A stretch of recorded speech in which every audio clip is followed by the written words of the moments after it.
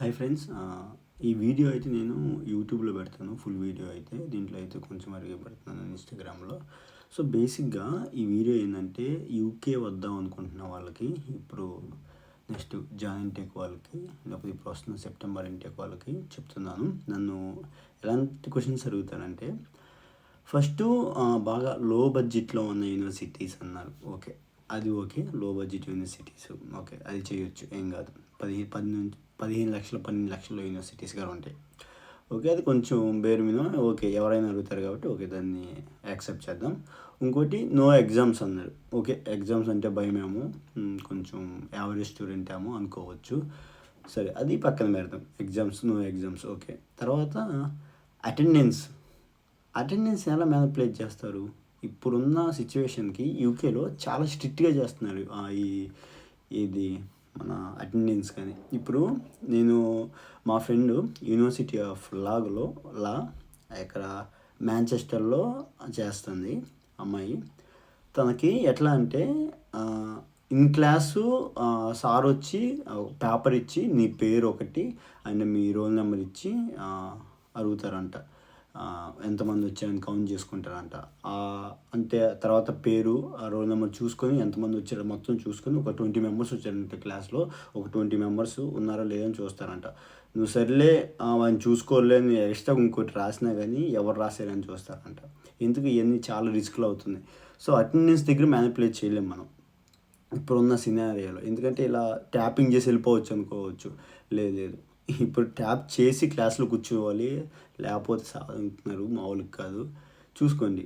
ఇంకోటి ఏంటంటే క్లాసెస్ 2 రోజులు మాత్రమే ఉండాలంట. 2 రోజులని నేను చెప్పలేను. ఐ మీన్ 3 డేస్ ఉండొచ్చు మ్యాక్సిమం. కొన్ని కోర్సెస్కి 2 డేస్ ఉంటే ఒకటి ఆన్లైన్ క్లాస్ ఉండొచ్చు మేబీ. ఐబిఎం వాళ్ళకి, ఇలాంటి వాళ్ళకి, కంప్యూటర్ సైన్స్ కానీ, డేటా సైన్స్ కానీ, డేటా అనలిస్ట్ కానీ, లేకపోతే సైబర్ సెక్యూరిటీ కానీ, ఇలాంటి వాళ్ళకైతే 4 డేస్ ఉండొచ్చు మ్యాక్సిమం. 3 నుంచి 4 డేస్ అయితే పక్కా ఉంటుంది. అది కోర్స్ని బట్టి డిపెండ్ అయింది, కొన్ని మాడ్యూల్స్ని బట్టి డిపెండ్ అవుతుంది. 3 డేసా 4 డేసా అనేది.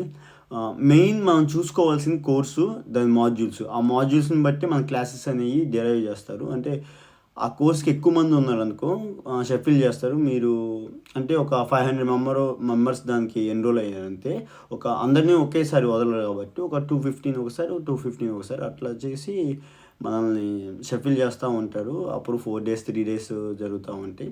ఇంకా ఐబిఎం వాళ్ళకి, బిజినెస్ మేనేజ్మెంట్ వాళ్ళకి కానీ, లేకపోతే ఫైనాన్స్ వాళ్ళకి కానీ, ఇలాంటి వాళ్ళకైతే మ్యాక్సిమం 2 నుంచి 3 డేస్ అయితే పక్కా ఉంది కాలేజు. అది మెయిన్ థింగ్ అయితే అది.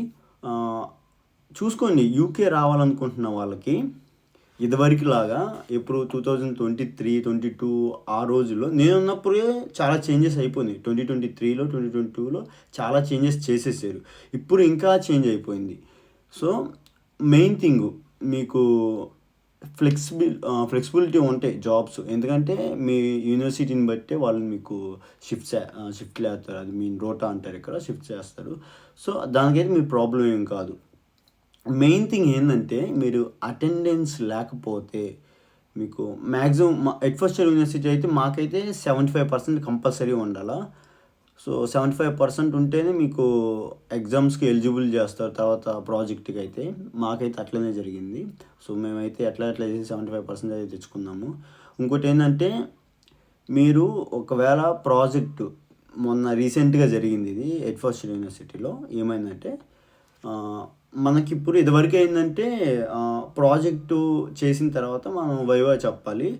ఈ వైవాలో గారా పాస్ అవ్వాలంట కంపల్సరీ. ఇదివరకు ఏంటంటే జస్ట్ దీంట్లో ఒక్క దాంట్లో పాస్ అయితే చాలు, వైవాలో కన్సిడర్ చేయరు. ఇప్పుడు ఏంటంటే నువ్వు ప్రాజెక్ట్ సబ్మిట్ చేసిన తర్వాత మీకు మినిమం 50 మార్క్స్ రావాలి. అండ్ వైవాలో గారు నీకు కనీసం 50 మార్క్స్. అంటే రెండిట్లో పాస్ అవుతేనే నువ్వు నీ డిగ్రీ అనేది నీ చేతికి వచ్చింది, మాస్టర్స్ కంప్లీట్ అయినట్టు.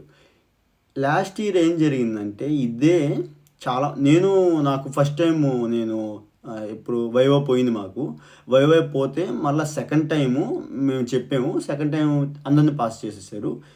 ఇప్పుడు ఏం జరిగిందంటే సైబర్ సెక్యూరిటీ వాళ్ళకి కొంతమంది మా ఫ్రెండ్స్ ఒక ముగ్గురికి వైవా దగ్గర క్యాన్సిల్ చేశారు.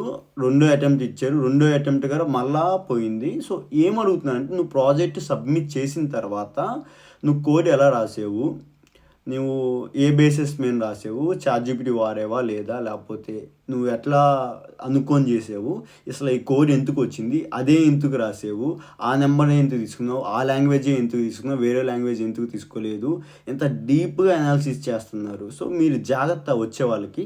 అంటే నేను భయపెడతలేదు, ఎందుకంటే జరుగుతున్న సినారియో ఇది. అందుకని ముందుగానే చెప్తున్నా, మీరు జాగ్రత్తగా ఉండండి, అన్నిటికి ప్రిపేర్ అయ్యే రండి. ఫెయిల్ అనేది తక్కువ చేయొచ్చు, బట్ చాలా తక్కువ. ఎందుకంటే చాలామందిని ఫెయిల్ చేశారు, నన్ను ఫెయిల్ చేశారు. బట్ పాస్ అయ్యాం మళ్ళా ఎట్లాగట్లా చేసి. నేను ఇంకోటి చెప్తున్నాను, ఇప్పుడు 100 మార్క్స్‌కి నీకు కంపల్సరీ 20 అబోవ్ వస్తేనే నీకు సెకండ్ ఛాన్స్ ఫ్రీగా ఉండిద్ది. 20 కన్నా తక్కువ వచ్చిందనుకో నువ్వు కంపల్సరీ ఫీజ్ పే చేయాల్సిందే.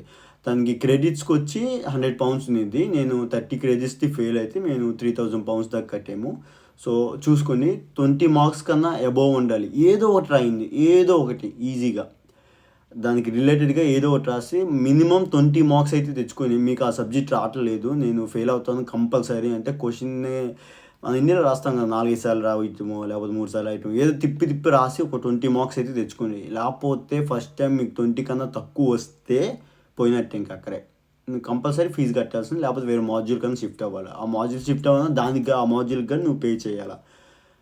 అలా ఉన్నిద్ది. సో ఒక 30 మార్క్స్ నేను వదిలేసుకోవచ్చు కదా అంటే వదిలేసుకోవచ్చు, బట్ కానీ అది అంత మంచిది కాదని నేను అనుకున్నా. కంప్లీట్ అయింది రాదు అని అన్నారు. సో ఎవరైతే వదలలేదు, నేను వదలలేదు, మేము రాసాము. £3000 కట్టి రాసాను. సో చూడండి, ఎందుకంటే ఇట్లా ఉన్నిద్ది. ఇది కంప్యూటర్ సైన్స్కి కానీ ఇలాంటి వాళ్ళకి, ఐబీఎం వాళ్ళకి కానీ, బిజినెస్ మేనేజ్మెంట్ వాళ్ళకి కానీ, లేకపోతే ఫైనాన్స్ వాళ్ళకి కానీ, ఎంబీఏ వాళ్ళకి కానీ, ఇలాంటి వాళ్ళకి బేసికల్లీ బిజినెస్ సైడ్ కోర్సెస్ వాళ్ళకైతే కొంచెం ఈజీగానే ఉండిద్ది. అంటే డెడ్ ఈజీ అని చెప్పను, కొంచెం కష్టపడాలి వాళ్ళైనా సరే. కష్టపడకుండా అయితే ఏది రాదు. సో తెలుసుకోండి, ఇవన్నీ తెలుసుకొని మీరు ఎవరికన్నా వచ్చే వాళ్ళకి ఈ వీడియో షేర్ చేస్తే వాళ్ళకి కొంచెం గైడెన్స్ అయ్యిద్ది. సో మెయిన్ థింగ్ నేను చెప్పేది ఏంటంటే, మీరు క్లాసెస్ కంపల్సరీ అటెండ్ అవ్వండి. మినిమం ఒక 4 క్లాసెస్ ఉంటే మినిమం 3 క్లాసెస్ కన్నా అటెండ్ అవ్వండి. ఎందుకంటే 75% అంటే ఒక క్లాస్ ఎగ్గొట్టినాం కదా. ల్యాబ్స్ కంపల్సరీ అటెండ్ అవ్వండి, దానికి ఎక్కువ స్కోప్ ఉంది ఇది మీకు. అండ్ దట్ టు మీరు పార్ట్ టైం జాబ్ చేసేటప్పుడు వాళ్ళకి చెప్పుకోండి, నాకు ఇలా క్లాసెస్ ఉన్నాయి, ఈ టైం నేను వర్క్ చేస్తాను, ఈ టైంలో నేను వర్క్ చేయలేదని చెప్పి వాళ్ళు అర్థం చేసుకుంటారు. సో మాకు ప్రతి ఒక్క స్టూడెంట్స్కి అంతే జరిగింది. ఇంకేం కవర్ చేయాలనుకున్నాను అంటే మ్యాక్సిమం ఇంతే. మ్యాక్సిమం అంతా కవర్ చేశాను నేను అనుకుంటున్నాను. ఇంకా ఎవరికైనా ఏదైనా డౌట్ ఉంటే కామెంట్ చేయండి, నేను కంపల్సరీ వీడియో అయితే చేస్తాను. ఓకేనా?